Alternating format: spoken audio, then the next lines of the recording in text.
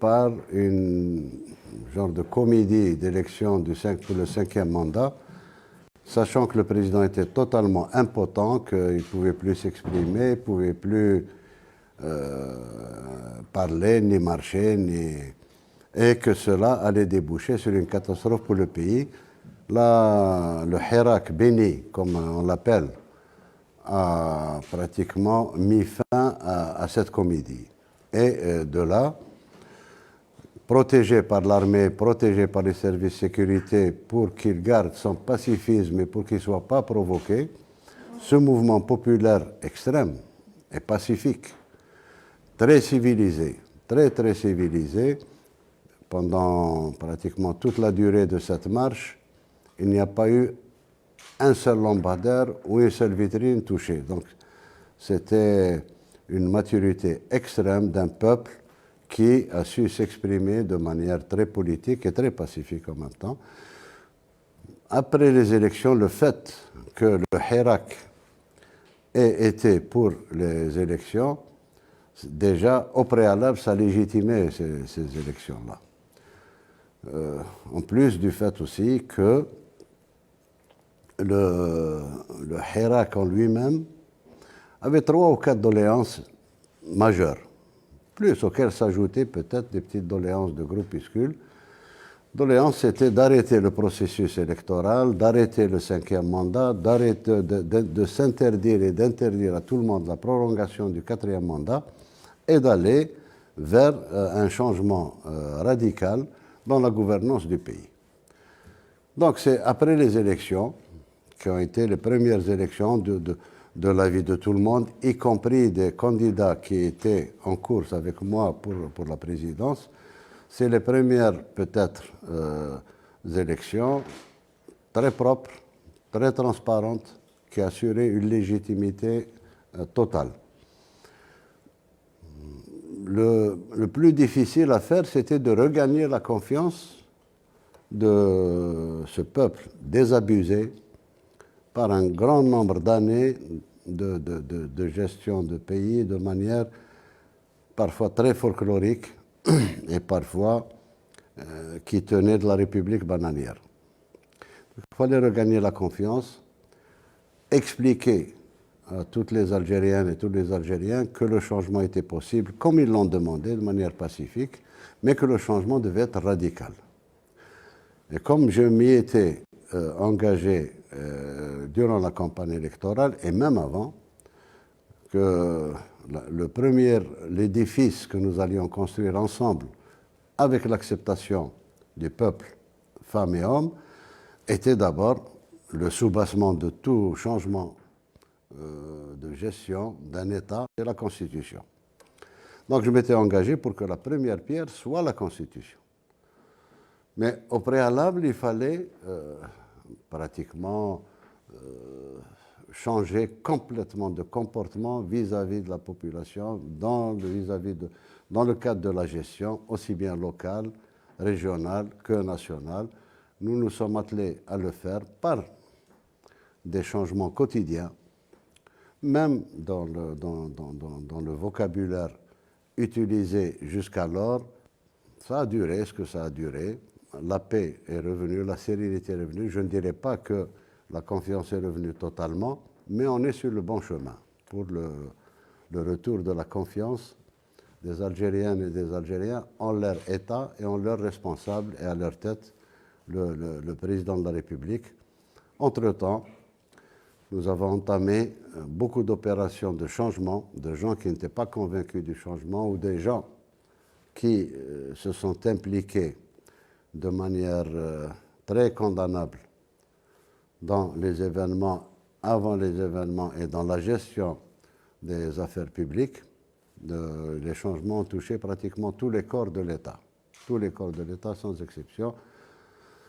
Et ensuite, nous nous sommes attelés, malgré le Covid, lequel Covid, la pandémie, a été un handicap pour des pays beaucoup plus puissants que nous, aussi bien économiquement que du point de vue organisationnel, des pays bien assis dans la démocratie.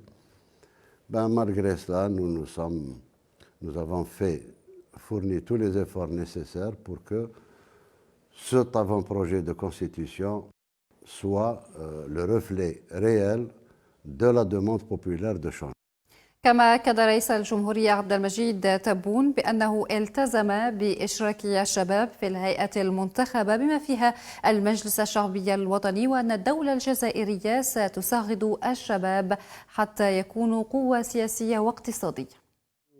Nous avons dépassé de très loin maintenant la période de l'unanimité et de l'unanimisme. Il est clair qu'il y aura toujours des voix discordantes. Chacun voit les choses à sa manière. Une république, d'autant plus qui essaye d'entamer une vraie démocratisation de la vie publique, la vie politique essentiellement, tient compte de l'avis, bien sûr, de la majorité, tout en respectant les avis minoritaires. Maintenant, les ONG, je vous le dis franchement, c'est ma manière de parler, c'est ma manière de faire. Il y a ONG et ONG. Il y a des ONG qui sont très stigmatisées pour leur accointance, pour leur manière de voir les choses, de négativiser beaucoup de choses. Il y a d'autres ONG très très respectables et nous tenons compte beaucoup de leur avis. Pensent qu'il y a répression, il n'y a pas répression, il n'y aura pas répression, je m'y suis engagé. Il y a protection de l'ordre public. C'est ce qui se passe, même dans le pays où vous êtes, en France, quand il y a violation du droit du citoyen à la sérénité et à la vie paisible, ben, l'État doit intervenir. C'est ce qui s'est passé, mais à aucun moment l'État, les arrestations ne se sont faites sur la base des idées ou des slogans ou du fait d'être opposant à ce qui se fait. On nous reproche bien sûr d'avoir arrêté des journalistes, d'avoir arrêté. Je peux vous donner ma parole qu'aucun journaliste n'a été arrêté pour le fait d'être journaliste. Plus grand respect. Nous avons actuellement dans le pays énormément de journalistes. Nous respectons la presse comme de tout temps. Moi-même, j'en suis convaincu. Et ça, je crois que beaucoup d'amis dans la presse le savent depuis le temps où j'étais ministre de la Communication et de la Culture. J'ai toujours voué le plus grand respect à la presse et je n'ai jamais fait la différence entre la presse publique et la presse privée. Seulement, le fait d'être journaliste, bien sûr, comme partout ailleurs, ne donne aucune immunité concernant le désordre, concernant l'atteinte à l'ordre public. وبخصوص المنظمات غير الحكومية التي تدعي، يقول رئيس الجمهورية، قمع حرية التعبير في الجزائر، وضح رئيس الجمهورية أنه يوجد فرق بين منظمة ومنظمة، وأن الجزائر لم تقمع يوما حرية التعبير بل تمنع الخروج عن النظام العام وتفرضه، وأن الصحفي ليس محصنا إذا هدد النظام العام. Effectivement, c'est l'un de mes engagements essentiels. Avant-hier, j'ai commencé à concrétiser ce changement auquel je tiens et auquel tous les Algériennes et toutes les Algériennes et tous les Algériens tiennent, à savoir créer une nouvelle génération d'entrepreneurs, permettre aux jeunes de s'émanciper économiquement, ne pas être obligés de montrer patte blanche à tel ou tel oligarque pour pouvoir émerger. L'État est là, l'État va les aider à émerger en tant que force économique réelle du pays. Donc l'intégration des jeunes dans la vie économique, nous avons commencé sérieusement avant-hier, après de longs préparatifs, aussi bien financiers que juridiques. Et maintenant, les start-up algériennes deviennent une réalité. Sur le plan politique, je me suis engagé à introduire le maximum de jeunes au niveau des instances élues, y compris à l'instance suprême élue après la présidence, c'est l'Assemblée nationale. Ils seront là pour représenter le peuple de manière, disons, beaucoup plus moderne, beaucoup moins affectée par toutes les déviations et les déviances qu'il y a eu dans ce pays-là, parce que les jeunes sont restés honnêtes, sont restés propres, n'ont pas répondu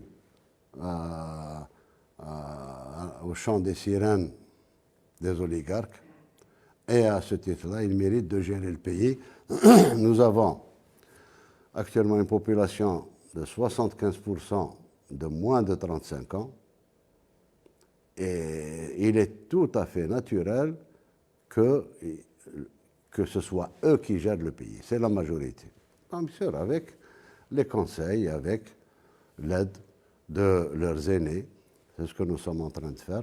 Et j'espère avoir une assemblée qu'on arrivera démocratiquement, par des élections très transparentes, à avoir une majorité de jeunes au niveau de l'Assemblée nationale, au niveau des assemblées régionales, au niveau des assemblées du wilaya et au niveau des municipalités.